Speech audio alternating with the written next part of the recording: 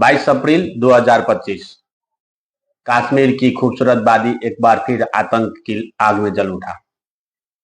वजह थी कश्मीर के अनंतनाग जिले के पहलगांव शहर से 7 किलोमीटर दूर बैसरन घाटी में 28 खास समुदाय के लोगों का नरसंहार किया गया।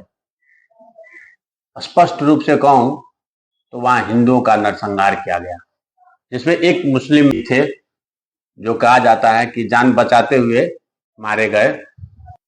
मगर जो सर्वाइवर्स थे वहां, जो पर्यटक थे उनमें से जो बच गए, उनका कहना था कि धर्म पूछ के वहां पे आपको हत्या की गई। कश्मीर में ये आतंकवाद की कोई पहली घटना नहीं है। जब भी आपको कश्मीर में आतंकवाद की घटनाएं होती हैं तो आनन फानन में भारतीय सरकार इसका इल्जाम पाकिस्तान को देता है। पाकिस्तान सीमा पार से आतंकवाद आए और आने के बाद ये घटना को अंजाम दिया। और तब ये मन में सवाल उठता है कि ये कश्मीर जो ये झंझट की वजह जो है, झगड़ा की वजह, भारत और पाकिस्तान के तनातनी की वजह है, ये एक्चुअली में ये हिस्सा किसका है? ये भारत इसे अपना एक अभिन्न अंग मानता है।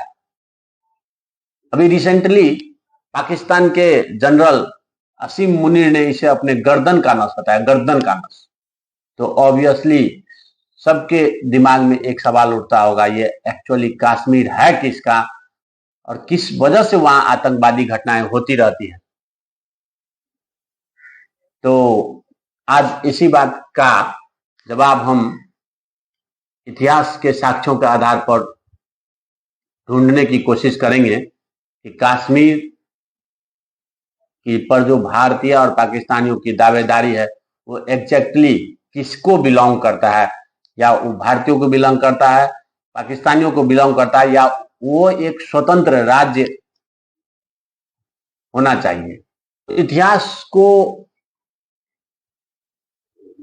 के पन्नों को जब हम इस पलटने के क्रम में पहला लिखित विवरण कश्मीर के बारे में 12वीं शताब्दी के लेखक कल्हन के द्वारा, इतिहासविद थे वो, कल्हन के द्वारा आपको एक ऐतिहासिक पुस्तक रजत रंगिनी, जिसमें कश्मीर का इतिहास लिखा गया है, उसमें कहा गया है कि कश्मीर एक झील था जिसे सप्तऋषियों में से एक महर्षि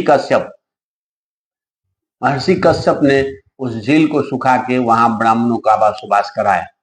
फिर ये इतिहास में लिखा हुआ है, मेरा कोई अपना इसमें थॉट नहीं है, मैं इतिहास की बातें कर रहा हूं ज्ञान के लिए।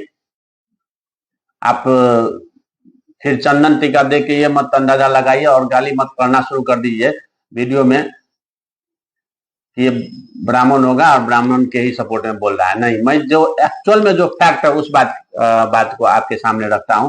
बाकी सोचना जो है आप सोचिए। तो पहला विवरण आपको रजत रंगनी में मिल रहा है, और किसी के पास इससे पीछे का भी इतिहास हो तो कमेंट में बताइएगा। तो कश्मीर के बारे में आपको रजत रंगनी में पहला विवरण मिलता है, जिसमें आपको महर्षि कश्यप के द्वारा कश्मीर बसाया गया।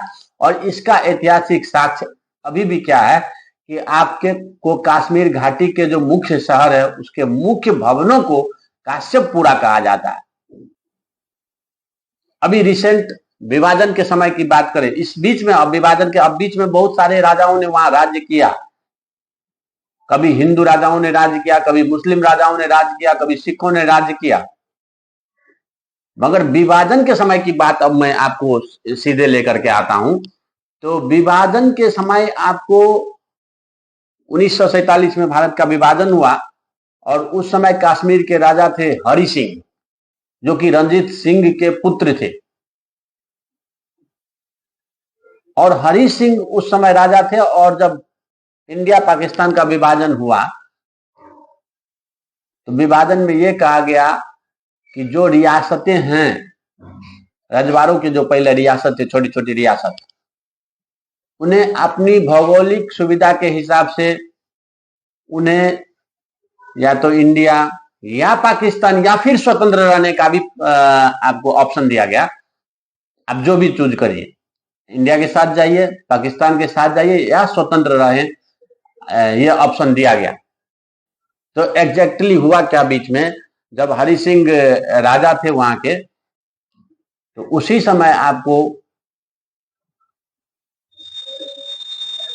कश्मीर पर आपको पाकिस्तानियों ने,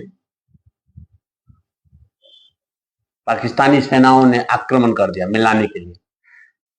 उसी समय आपको पाकिस्तानी सेनाओं ने कश्मीर पर आक्रमण कर दिया और तब हरि सिंह ने आपको भारत से मदद की गुहार लगाई और एक विलय पत्र पर आपको हस्ताक्षर किया।